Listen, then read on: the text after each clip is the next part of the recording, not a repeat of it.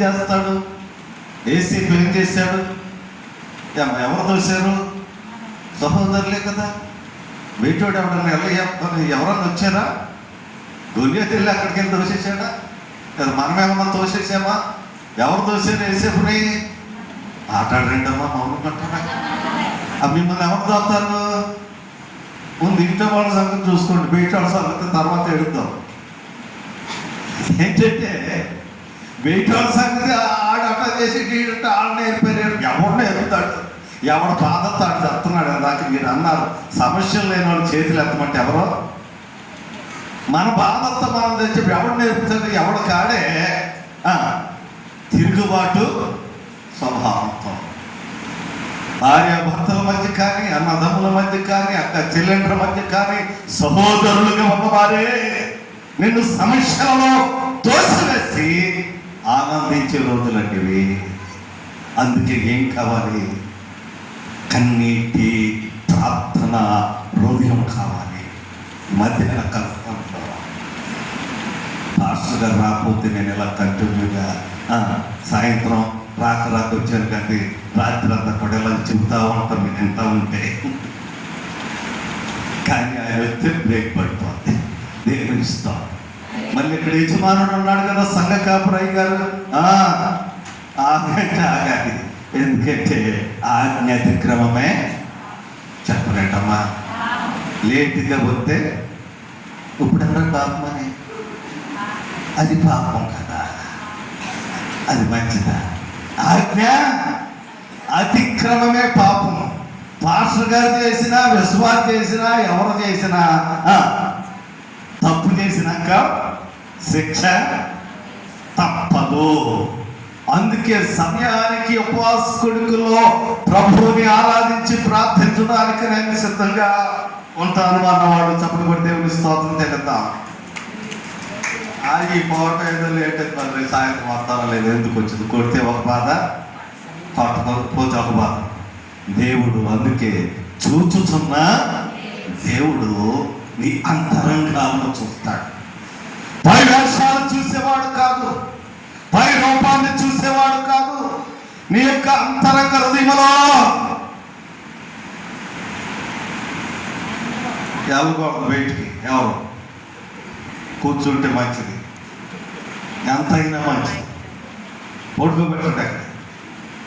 ప్రభు సన్నిధిని విడిచి అటు తిరిగితే సైతాను దురాత్మ చెప్పిన మాటలు కూడా అన్నీ కూడా కదా. ఎందుకు ఉపవాసం? ఎందుకంటే దేవునికి భయపడాలి, దైవజనునికి భయపడాలి. ఇంట్లో ఉన్న యజమాని ఉన్నాడే, యజమానికి భయపడాలి. పిల్లలైతే యజమానురాలుగా తల్లికి కూడా భయపడాలి. అప్పుడే దేవుని కార్యాలు జరుగుతాయి. పరిశుద్ధాత్మ దేవుడు సంఘ వ్యవస్థలో, కుటుంబంలో, సమాజంలో శాఖోభిశాఖలుగా పరిశుద్ధాత్మ దేవుడు నూతన కార్యాలు జరిగించాలంటే ఏం చేయాలి? మాట్లాడుతుందండి. కోపంగా ఉందా? రాక మళ్ళీ వచ్చేది నేనే చెబుతున్నాను. దేవునికి వాక్యానికి భయపడండి. అసాధ్యము అనుకున్న కార్యాలు దేవుడు సాధ్యం చేస్తాడు మన జీవితంలో. నా ముగింపు వచ్చింది అనుకుంటున్నాను. దొరికిందేమో ఉన్న వాక్యం మీద గట్టిగా చెబుతారు. దేవుని స్తోత్రం. వెనకాల కొత్త శేఖరం మంచి ఆనందంగా ఉన్నాడు. ఆయనకే ఉన్నాడు. ఆయన గంట చెప్పేవాడే కూర్చున్నాడు వెనకాల చూద్దాం.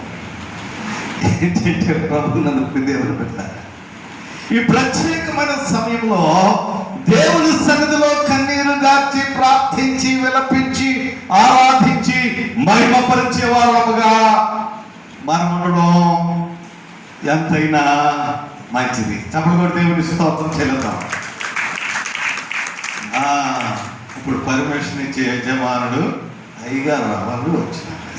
దేవుని స్తోత్రం. ఈ ప్రత్యేకమైన సమయంలో ప్రభువును దేవుడు బిడ్డలారా, పరిశుద్ధ లేఖన భాగంలో ఎంతైనా కన్నీటితో ప్రార్థించుట దేవుడు చూస్తాడు. నీ వ్యాధిలో ఉన్నప్పుడు, సమస్యలో ఉన్నప్పుడు, నిరాశ నిస్పృహలో ఉన్నప్పుడు, ఆదరణ లేని పరిస్థితిలో ఉన్నప్పుడు సొంత సహోదరులే యేసేపును తోసినట్లుగా ఎక్కడ తోసారండి? మాట్లాడడం తెలీదా? అప్పుడప్పుడు ఎక్కడ తోస్తారు మీ వాళ్ళు? బయటోడు కదా. ఇంట్లో దొంగను ఎవరు పట్టుకోవాలంట? వేసుకోవాలంటేనా? ఇంట్లో వాళ్ళతో ఇబ్బంది అండి. బయట వాళ్ళు అంతా చేయించగలం. అవసరమైతే నోరు వేసుకునే ఇంట్లో వాళ్ళని ఏం చేయాలన్నా చేయాలి. నలిగి సావటం తప్ప ఏమీ చేయలేదు. అందుకే ప్రభువునందు ప్రియమైనటువంటి వాళ్ళరా, పరిశుద్ధ లేఖన భాగం 1 తిమోతి 2వ అధ్యాయము మొదటి 2 వచనాల్లో చూడండి.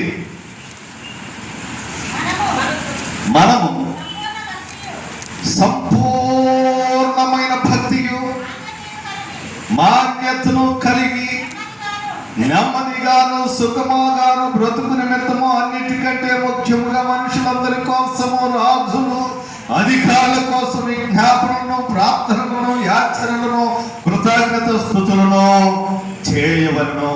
ఇలా చేస్తున్నామయ్యా. ఉపవాస ప్రార్థన పెట్టుకున్నప్పుడు అన్నవాళ్ళు కొంచెం చప్పటి కొడితే ఇస్తాం. ఎంతమంది కోసం చేసామో మాదిరి చాలా స్పీడ్గా ఉన్నాం. ఎంతమంది కోసం చేసాం? అందరి కోసం ఎవరు అన్నాం? అందరి కోసం చేయలేక కుటుంబం అయితే కుటుంబం కోసం చేస్తాం. మ్యారేజ్ అయిన కుటుంబం ఏదో ఒక లోటు ఉంటుంది. ఏంటంటే అందరి కోసం చేయకుండా చేశానంటే కుదరదు. అందుకే ప్రభువునందు ప్రియులారా, ఈ ప్రత్యేకమైన సమయంలో ఈ ఉపవాస ప్రార్థన దీక్షలో మనం చేయవలసింది ఏంటంటే, సంపూర్ణమైన భక్తి గల వారు చేసే బాధ్యత ఏంటంటే, వారికి ఎన్ని పనులున్నా సమయానికి దేవుని సన్నిధికి వస్తారు. సమయానికి వచ్చామయ్యా, ఈ రకంగా ప్రార్థన చేసేమన్న వాళ్ళు చప్పట్లో నిజాయితీగా కొట్టారు. సమయానికి రాకుండా ఎలా చేశానంటే అబద్ధమా కదా? అబద్ధాలు. నరకంలోకి వెళ్ళేవాళ్ళు మొదటి లిస్టులో ఎవరుంటారు? అబద్ధికులను. మీకు బాగా లిస్ట్ తెలుసండి. నేను బయట చూపిస్తా, అది చూడండి. ఆ లిస్ట్ ఉండదు కదా, అందులో అబద్ధికులు. రాకుండా వచ్చేసేనయ్యా ప్రభా, నువ్వు చూసేసావయ్యా, నాకు ఈ శోధన వచ్చిందయ్యా అని దావురు అని శోధనో కష్టమో ఇబ్బందో వచ్చినప్పుడు కదా ఏడవడం. దేవుడి ఉపవాస దీక్షలు సంఘ క్షేమాభివృద్ధి కోసం, కుటుంబాల కోసం, వ్యక్తిగత జీవితాల కోసం, దేవుని యొక్క ఆశీర్వాదాల కోసం, గ్రామాభివృద్ధి కోసం, మన దేశం కోసం, మన సమాజం కోసం, మనందరి క్షేమాభివృద్ధి కోసం మనం ప్రార్థించాలి కదా. ఎలా చేయాలి ఉపవాస ప్రార్థనలో? దయచేసి అక్కడ సంపూర్ణ భక్తి మాన్యత కలిగి నెమ్మదిగా సుఖంగా బ్రతకాలనేటువంటి ఉద్దేశం ఉంటే ఆమె ఏం చేయాలి? నెమ్మదొద్దా? ఐదారులకు చూస్తున్నారు, అలకేచ్చేస్తా. నాకు కొంచెం కారం వేసినట్టు ఉంటుంది. అందుకని అయ్యగారులు అయితే నవ్వేస్తాను, మంచిగా చేస్తారు. లేట్ అయిందని నేను కొంచెం తీసుకున్నానండి. ఈ ప్రత్యేకమైన సమయంలో దేవుని యొక్క సన్నిధిలో నెమ్మది సుఖము లేకపోవడానికి కారణం ఏంటంటే, మన మనుషులందరి కోసం ప్రార్థన చేయటం లేదు.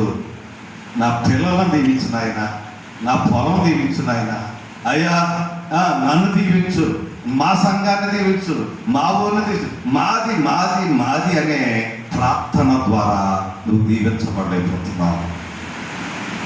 అందుకే ప్రభువునందు ప్రియమైనటువంటి వాళ్ళారా, మనుషులందరి సర్వభూమండలములో ఉన్న మనుషులందరి కోసం, అన్ని దేశాల కోసం, వంశాల కోసం, జాతుల కోసం ప్రార్థించాలంటే ఎక్కడ కుదురుతుంది టైం? అందరి కాడ వస్తే ఉపవాస ప్రార్థనలు టయానికి ప్రార్థన చేయటానికి, ఇంటికాడ చేసుకోవడానికి ఏకాంతంగా సమయం దొరికితే కుదురుతుంది, లేకపోతే కుదరదు. చాలా కష్టం. మనుషులందరి కోసం ప్రార్థన చేయాలి, రాజుల కోసం ప్రార్థన చేయాలి. రాజుల కోసం ప్రార్థన చేసి అన్నవాడు చంపబడి దేవుని స్తోత్రం చెల్లించాలి. రాజుల కోసం చేస్తే మన ప్రధానమంత్రి బీజేపీ అసలు క్రైస్తవులు ఒప్పుకోవట్ల 25,000 FCR రద్దు చేశాడు. మదర్ తెరీసా ఆ ట్రస్టులు కూడా రద్దు చేశాడు. అందుకు ముందు ఆ ప్రధానమంత్రి పడిపోయి కొత్తవాడు వచ్చేవాడు.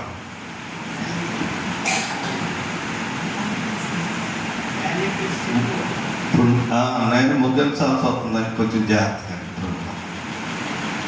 రాజులందరి కోసం చేసామంటే రాజులందరి కోసం చేసిన దేవుడి స్తోత్రం చెల్లించండి. చెప్పండి 10 మంది రాజుల పేర్లు. ఏంటి ఎవరు మాట్లాడండి? లిస్ట్ రాసుకోవాలి. ప్రార్థనప్పుడు నీ శత్రువులు ఎంతమంది లిస్ట్ రాసుకోవాలి. ప్రేమించే వాళ్ళ కోసం అయితే ఏం చేస్తావాడు సోదరులు వస్తే నేను తిట్టి నేను శోధించే వాళ్ళ కోసం చేయాలి. నీ శత్రువుల కోసం ప్రార్థించాలి. మా శత్రువులు ఇంటి పక్కడు గొరకలాగా ఎగిరెగిరి పడుతున్నాడు. అయ్యా ఆయన పేరు ఇది, నేను రోజు ప్రార్థన చేస్తున్నాను అన్నవాడు దేవుడికి స్తోత్రం చెప్పండి. ఆడు సావా నాశనంగానే అయితే చేస్తాం, కానీ ఆడు బాగుపడు దీవించబడం చేస్తానా? ఏంటి అయ్యగారు ఎంతనో మాధురి ఎంత చూస్తున్నారు. నా మాటలు ఎంతలు ఎవరో ముగించేస్తారు. దయచేసి ఆ చిట్టు చూడతే, దయచేసి రాజుల కొరకు అధికారుల కొరకు ప్రార్థన చేయాలి. దేవునికి స్తోత్రం. హల్లెలూయా. రాజుల లిస్ట్ కావాలి, విశ్వాసుల లిస్ట్ కావాలి. నువ్వు ఈ శత్రువులు ఎవరో మొత్తం ఒక పుస్తకం రాసుకోవాలి లిస్టు. ఎందుకంటే మనకున్న పెద్ద రోగం ఏంటంటే మరి ఇంట్లో విషయాలే మర్చిపోతున్నాం ఎక్కడ కూర్చుంటే.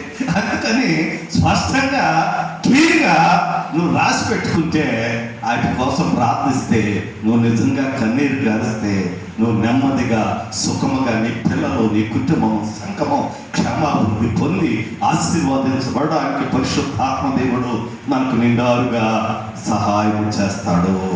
ఇంకా అక్కడ వాక్య భాగములు మనం చూస్తే చూడండి, అధికారుల కోసం విజ్ఞాపన ప్రార్థనలు, యాచనలు, కృతజ్ఞత స్తుతులు చేయవన్నాం. ఇవి అయ్యేవి కాదు. పడుకున్న ప్రార్థన చేయాలి, నిలబడినా చేయాలి. నీవు ఏ పని చేసినా ప్రభువుని స్తుతించి ప్రార్థన చేయాలి. ఉపవాస కొడుకు యొక్క ప్రాముఖ్యతను గుర్తించండి. నేను ఈ యొక్క అంశం పూర్తి చేయను.